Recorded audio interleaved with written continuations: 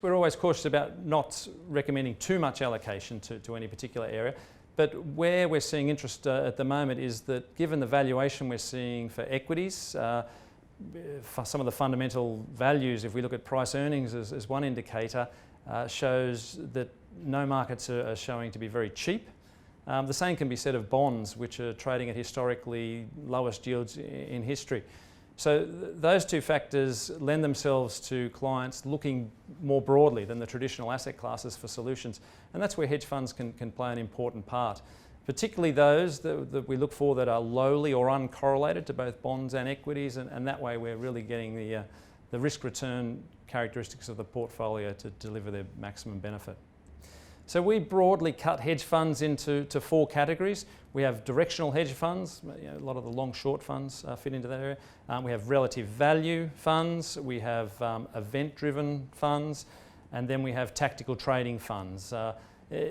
Given the high correlation that directional funds can have to equities and bonds, that's an area that for those that are risk tolerant may make sense, but for those who are looking for that diversification, they'll favour perhaps some of the other funds and strategies. We're very fortunate at Credit Suisse that we've been able to partner with some of the world's best managers.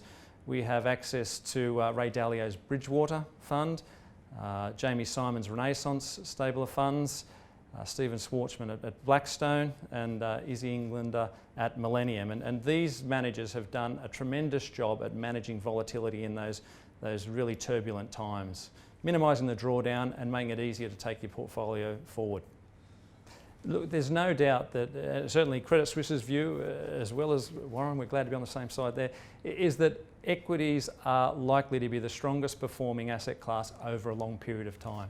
And hedge funds, particularly the ones that we're talking about for clients' portfolios, aren't there to deliver that spectacular return. They're there to suppress the volatility. So they're deliberately to reduce that big fall when markets drop, and that can give investors a lot of comfort to sleep at night, knowing that they may only be down, a fraction of what the underlying equity markets are. But you've got to be a very careful man if you're going to take on Warren Buffett.